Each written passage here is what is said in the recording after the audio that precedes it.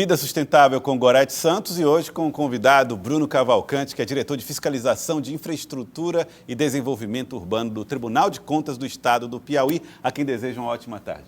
Boa tarde. Boa tarde para você também, Gorete. Boa tarde, Joelson. Boa tarde a todas as pessoas que nos acompanham. Gorete Santos, a gente está trazendo aqui o Bruno Cavalcante porque foi feito um trabalho do Ministério Público de Contas para verificar as questões que envolvem o lixo na cidade de Teresina, né? Exatamente, a limpeza pública. A gente tem acompanhado esse processo, né, Joelson? Envolvendo, inclusive, a contratação das empresas. Já houve muito problema em relação a isso. Inclusive, agora está no estado emergencial, né, essa contratação.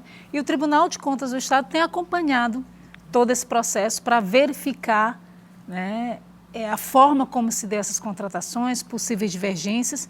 E a gente, claro, quer agora ouvi-lo, porque o relatório já foi fechado. E o que apontou? Né? Quais seriam as principais... o que vocês observaram nesse relatório? Né? Ok, então só fazendo um breve resumo, o Ministério Público de Contas, ele fez, né, deu conhecimento ao tribunal, no entender dele, de uma série de irregularidades na contratação do serviço regular de limpeza urbana. Uhum. É o maior contrato da Prefeitura de Teresina, tá? 1,9 bilhão de reais para serem executados em 60 meses. E o que é que chamou a atenção? O Ministério Público de Contas, quando ele questionou a licitação, o certame, ele observou o seguinte, que houve uma elevação, tá, muito significativa no valor que iria ser pago pela prestação do serviço. Então, a gente estaria saindo de um patamar de 17 milhões de reais por mês para prestar o serviço de limpeza nos 3 módulos, né? A coleta, a varrição, capina e a disposição final. E, de acordo com o projeto, a estimativa era que o valor mensal a ser pago passaria para cerca de 32 milhões de reais por mês. Praticamente o dobro. Praticamente o dobro. Agora sim, vocês já fecharam a questão em torno disso? Há uma justificativa para isso? Os serviços aumentaram? A qualidade da coleta melhorou? Dentro do projeto havia uma explicação para esse salto? Justamente, a gente foi tentar entender o que estava acontecendo e ver se procedia alguma justificativa para que essa elevação acontecesse. Então, de pronto, o que a Prefeitura fez? Eles reformularam o projeto, havia uma questão de transporte, tá? É um pouquinho técnico explicar, mas assim, historicamente a gente transporta o nosso lixo para o aterro público, né? Uhum. E eles estavam prevendo a possibilidade de fazer uso de outros 2 aterros privados que aumentaria a distância média de transporte, impactando no custo. Uhum. Então, esse é um ponto que justificava a elevação do gasto. Só que a gente questionou esse aspecto e eles voltaram atrás e incorporaram o aterro sanitário de Teresina de novo no projeto, afastando essa possibilidade. E aí há uma série de outros argumentos, né, que na verdade, a gente listou cerca de 24 irregularidades, possíveis irregularidades, um uso de uma taxa de BDI muito significativa, frente à historicamente utilizada. Então, mas deixa eu fazer uma questão. Não haveria, nesse contrato, uma melhoria na qualidade do tratamento do lixo? Não haveria, na verdade, aí uma ideia de fazer com que o lixo tivesse um melhor tratamento, apesar do maior custo? Olha, o que com a gente... essa história do aterro. Sim. O que a gente interpretou é que você tem custos para transportar o resíduo. Então, o que estava em jogo, no entender da gente? Você tinha uma distância inicial de 14 quilômetros para transportar o lixo, tá, usando o aterro público. E aí, quando eles passaram a optar por fazer uso de outras áreas para a disposição final, automaticamente você eleva essa distância de transporte e, consequentemente, o custo. E aí, o que é que a gente se preocupou? A gente pediu explicações, e o relatório está nesse sentido, o que é que inviabiliza o aterro sanitário de Teresina, né, ser utilizado? Bom, então, nesse aspecto, o que traz de possível solução o relatório, esse trabalho que foi executado pelo Tribunal de Contas do Estado? Pronto, a gente seguiu uma orientação técnica do IBRAOP, então lá tem um checklist bem detalhado de como o planejamento, né, do projeto de limpeza urbana da cidade de Teresina deve se pautar, e aí a gente está colocando lá solicitações de explicações para que eles justifiquem. Porque a gente falou aqui só da questão do transporte, mas existem outras variáveis que estavam encarecendo o custo do serviço. Você falou sobre uma análise que levou a 27 pontos, né? Isso, então a gente questionou a composição da taxa de BDI, a gente questionou o dimensionamento das equipes de limpeza, a gente questionou a falta de informação com relação aos roteiros, às rotas, os setores de limpeza. Então, uma série de informações que precisam estar presentes para a gente poder ter consistência e ter uma segurança de que aquele custo envolvido realmente, de fato, é o que vai ser realizado. Agora, existe uma outra questão. As gestões municipais estão começando, existe uma série de metas a serem alcançadas no que diz respeito ao tratamento de lixo no Brasil inteiro.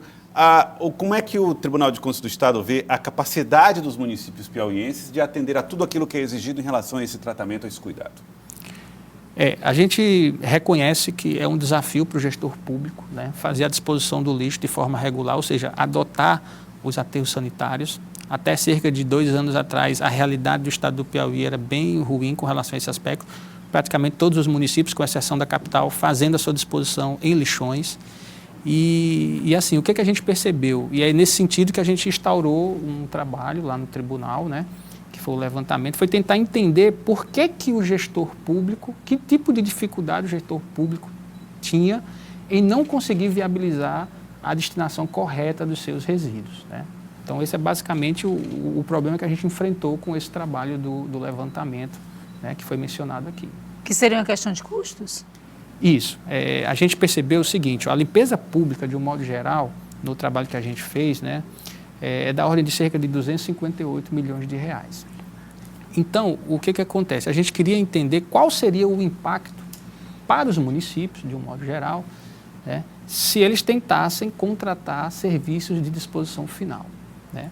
E isso tem um detalhe interessante, porque é o seguinte, o valor que a gente chegou é de 60 milhões de reais de incremento. Tá? Parece muito dinheiro, mas se você relativizar pela população, nós estamos falando aí de cerca de R$3 por pessoa por mês.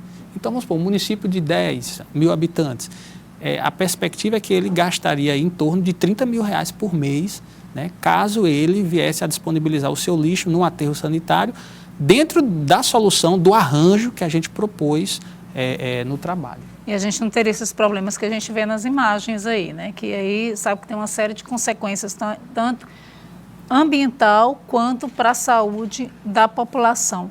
Esse arranjo, me lembra, a gente até já trouxe essa informação aqui no Vida Sustentável, que seria, inclusive, um estudo que foi feito pelo próprio TCE, que 7 aterros seriam suficientes no estado do Piauí para resolver essa problemática, né? Com vários municípios destinando para um só aterro. Como é que está essa questão? Isso. O que acontece? A gente caiu a ficha, digamos, do Tribunal de Contas que não adianta insistir para que o gestor instale o seu aterro sanitário. É impossível, porque o aterro sanitário ele tem custos operacionais muito significativos. Então, você precisa regionalizar, você precisa compartilhar a solução do aterro com os municípios, né, que estão mais próximos. Então, a gente fez essa configuração, né, de 7 aterros com mais 40 unidades de transbordo para tentar enxergar, né, financeiramente um caminho de solução. E aí, em que pé nós estamos hoje com relação a isso? A última informação que a gente tem atualizada é que cerca de 30 municípios, tá, declararam, né, que encerraram os seus lixões, ou seja, estão encaminhando os seus resíduos para aterros sanitários, né?